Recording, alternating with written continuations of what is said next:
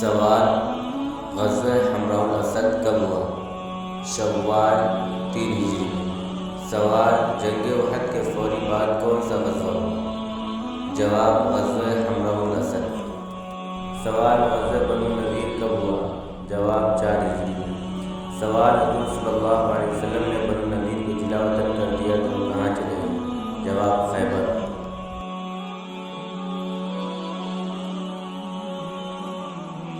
سوال: غزوہ خندق احزاب کب ہوا؟